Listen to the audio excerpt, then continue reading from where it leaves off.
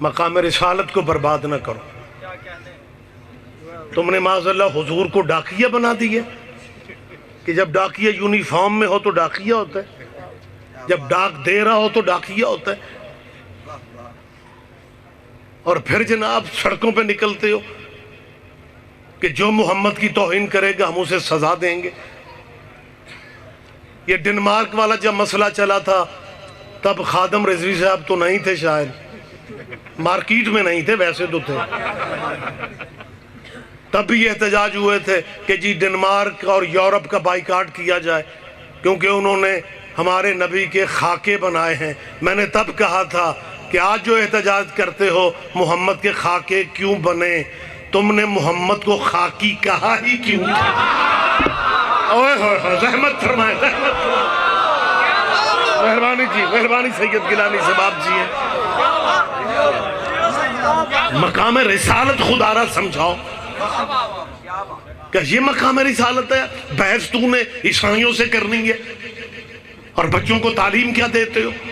اگر عیسائیوں نے کہہ دیا آؤ دلیل سے بات کرو، افضل ہمارا نبی ہے یا افضل مسلمانوں تمہارا نبی ہے، تیری دلیلیں کہاں جائیں گی؟ اگر عیسائیوں نے کہہ دیا ہمارا عیسیٰ 3 دن کا نبی تھا، تمہارا نبی تم کہتے ہو کہ 40 سال کے بعد نبی بنا، اگر عیسائیوں نے کہہ دیا ہمارے عیسیٰ کے بارے میں، تم مسلمانوں کے سارے فرقے مانتے ہیں کہ عیسیٰ آج بھی 4تھے آسماں پہ زندہ ہے، اور محمد کے بارے میں تم مسلمان آپس میں لڑتے پھرتے ہو، محمد مر گیا، محمد مدینے میں دفن ہو گیا، یا نبی اللہ نہ کہو، یا رسول اللہ نہ کہو، محمد زندہ نہیں ہے، محمد مر گیا ہے۔ اگر عیسائیوں نے کہہ دیا وہ عیسیٰ کو زندہ مانتے ہو، محمد کو مردہ مانتے ہو، پھر مسلمانوں کہاں جاؤ گے؟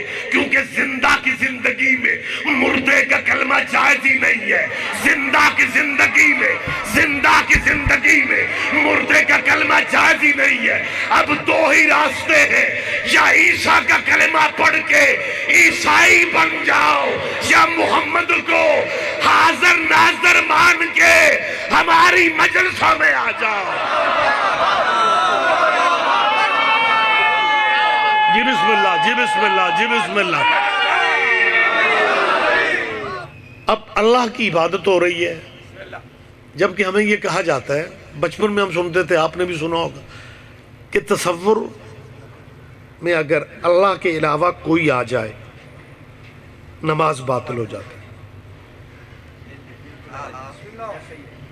تھیوری کچھ ہے، پریکٹیکل کچھ ہے۔ تھیوری ہے کہ تصور میں اللہ کے علاوہ کوئی اور آئے نماز باطل ہے، اور اسی فقہ کا بندہ مصلی پہ کھڑا ہو کے کہتا ہے اللہم صلی علی محمد، یہ محمد اللہ ہے، وعلی آل محمد، یہ آپ نماز میں آل محمد میں درود جو پڑھ رہے ہیں، بچوں کو طلبہ و طالبات کو آپ نے لیسن یہ دیا ہے کہ اگر غیر اللہ کا خیال بھی آئے نماز ٹوٹ جاتی ہے، اور نماز میں آپ درود آل محمد میں پڑھتے ہیں۔ اس کا مطلب ہے 2 ہی راستے باقی ہیں، یا مسلمانوں اپنی نمازوں کو باطل مان لو، یا یہ مان لو کہ اس قبیلے کا ذکر اصل میں اللہ ہی کا ذکر ہے۔ بہت شکریہ، بہت شکریہ،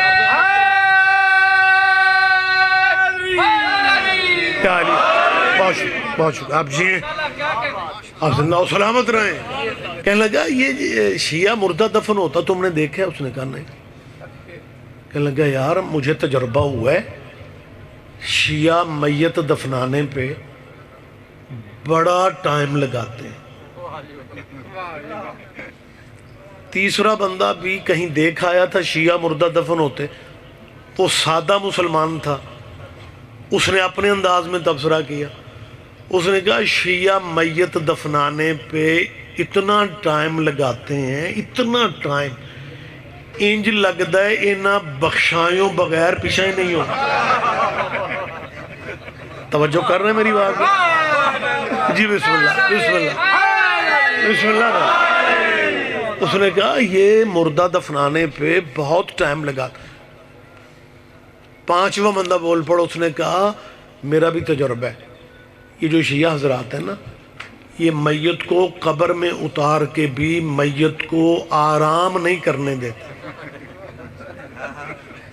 آپ دھیان نہیں دے رہے، دیکھیں یہ ہماری فقہ ہے، فقہ میں حکم ہے کہ میت کو قبر میں اتار کے تلقین سنائی جائے، کچھ باتیں بتائی جائیں۔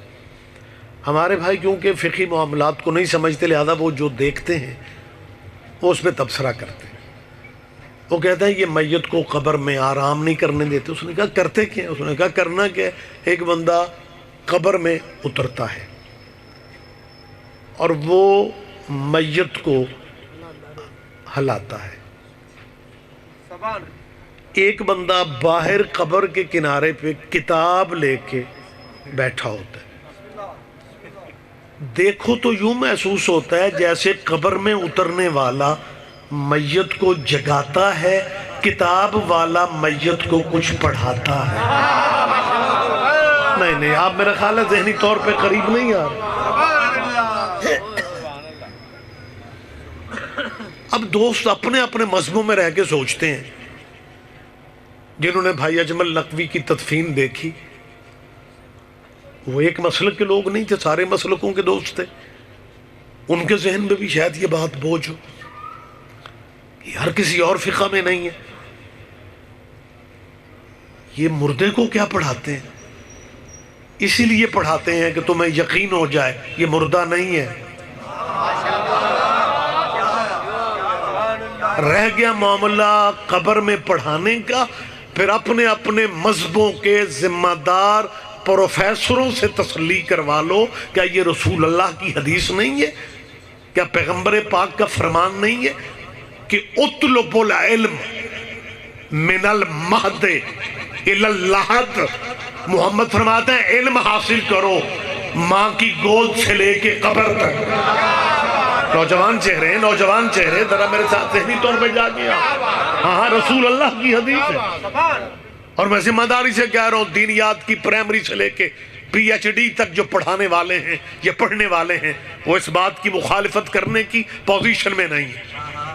ہر فقہ تسلیم کرتی ہے، ہر مذہب یہ مانتا ہے کہ رسول اللہ کی حدیث ہے علم حاصل کرو ماں کی گود سے لے کے قبر تک۔ ہم تلقین شلقین نہیں پڑھتے، حدیث محمد پہ عمل کر رہے ہیں، پیغمبر کی حدیث پہ عمل کر رہے ہیں۔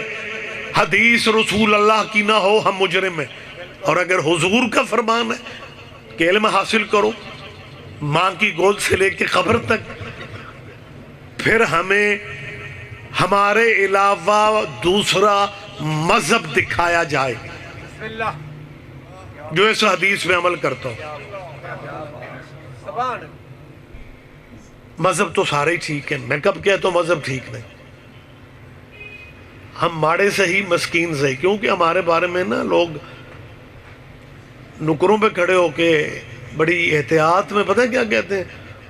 وہ یار بھائی چارہ ہے ملنا دے پیندے ہوں جو جنیاں ماڑیاں قوماں نے ساریاں ہی شیعہ۔ مجھے یاد ہے مولانا اسماعیل صاحب میرے استاد محترم، وہ بلے گا سے ایک مولوی نے کہا اللہ شیعہ مذہب لئی پھر دن جنہیں نچن گاؤں والے سارے شیعہ، جنہیں نچن گاؤں والے۔ مولانا اسماعیل صاحب نے کہا مولوی جی میں نچن گاؤں والے نو پوچھے ہے تسی شیعہ ہی کیوں ہو؟ انہوں نے کہا مولوی اسماعیل خود تے گناہگار ہاں تے جے مرشد بھی کو اپنے جہا ہی لب لے۔ میری بات پہ آپ دھیان نہیں دے رہے، آپ سن رہے ہیں میں آپ سے کیا کہہ رہا ہوں؟ لہٰذا ہم دوستوں کی نظر میں ہم مسکین سے، جتنے شکرانے کے نفل پڑھ سکتے ہو پڑھا کرو۔ لوگ ہمیں ماڑا مسکین سمجھتے ہیں، کیا تھوڑا کرم ہے قدرت کا ہم پہ کہ دنیا جنہیں مرشد بنائے پھرتی ہے نا، ان کے مرشد بھی تیرے مرشدوں پہ درود نہ پڑھیں ان کی بھی نماز نہیں ہوتی۔ کیا کہنے